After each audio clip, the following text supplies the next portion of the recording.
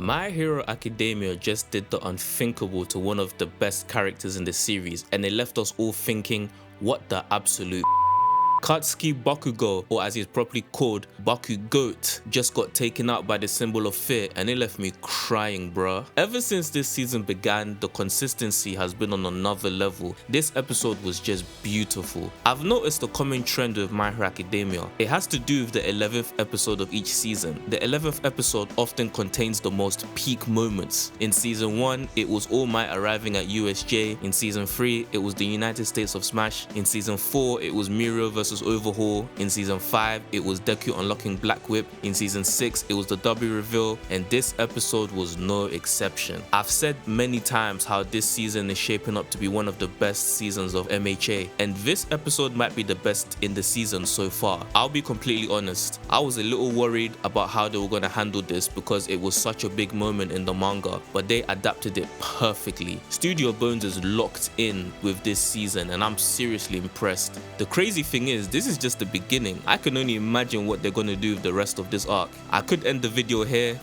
Bruh, really? But there's still so much more to talk about. We all know this was Bakugo's episode, but it would be criminal to overlook the big three and the epic fight they put up against Shigaraki. This episode showcased just how insanely powerful their teamwork is. Tamaki attacked first with poison, but Shigaraki on some Sukuna type just spat it out. And we already know how overpowered Shigaraki is, but none of us expected him to take emotional damage. Mirio is a savage. He used his ultimate move telling Shiggy he had no friends, and Shiggy started crashing out. That one remark did more damage than all of the heroes' attacks combined. Shigaraki was able to tank Prominence burn, but not the burn to his soul. Mirio is such a nice guy because he immediately apologized after that. As funny as this was, it was a bit sad, I'm not gonna lie. One thing this shows is that Tenko Shimura's consciousness is still there, meaning All For One isn't completely fused with Shigaraki yet. And judging from his reaction, it seems like All For One Shigaraki didn't know Tenko was still there.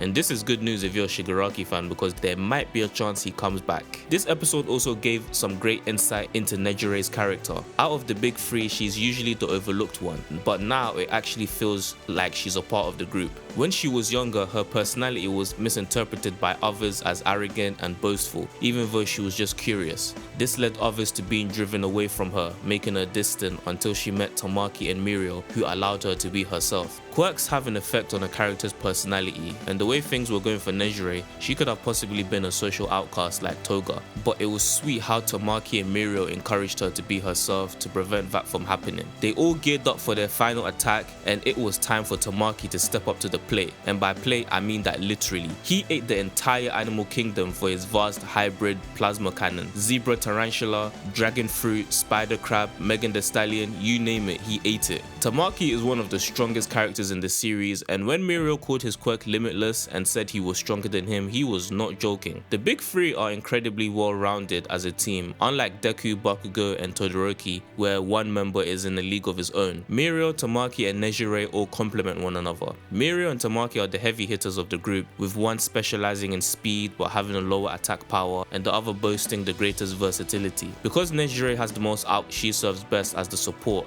using her quirk to enhance the powers of both Mirio and Tamaki. Tamaki has the most potential out of the three because of the infinite variations he could use. If he were a villain, he would be way stronger than he is now. Just think, if he could eat other people, he might as well have multiple quirks at that point. The whole plasma cannon scene was badass, it was animated so well, and the music choice for that sequence was amazing, but ultimately it was all for nothing since it didn't do anything to Shigaraki. It was awesome nonetheless though. With all hope seeming lost and the heroes on their last legs, Bakugo stood tall and faced Shigaraki head on. Battered and bruised, he kept fighting. There was no power of friendship or talk no jutsu, it was simply raw power. The likeness between Bakugo and Deku's behavior was just beautiful. As the big three took on Shigaraki, Bakugo studied Shigaraki's moves just like Deku used to do. Bakugo has an exceptional battle instinct, usually analyzing his opponents while fighting them, which was enough for him to win in the past. But against Shigaraki, none of that would do, so he incorporated Izuku's traits to improve himself. His quirk Dark Awakening was executed flawlessly, way better than I thought it would be. Horikoshi added to Bakugo's existing quirk instead of doing an arse pull, which manga authors are often known for doing. By using the cluster technique continuously, Bakugo put a strain on his sweat glands on his palms, causing the sweat to leave other parts of his body, allowing him to use the quirk all over his body. This boosted his speed and power. It's a strength and a weakness at the same time because his body was imploding within itself. It was poetic seeing Bakugo finally understand all the pain Midoriya went through to get to where he is now using One for All. The music during this part was sublime, an excellent choice for the scene. I have to give a big shout out to Yuki Hayashi because he has consistently produced iconic music for this series. Bakugo's aura against All for One was so strong that it reminded him of fighting the second user, not just because they share a strong resemblance, but also due to their persistence in fighting him. But the standout moment of this episode had to be Bakugo talking to All Might's Vestige. This scene was absolutely emotional, and I have to give props to Bakugo's voice actor.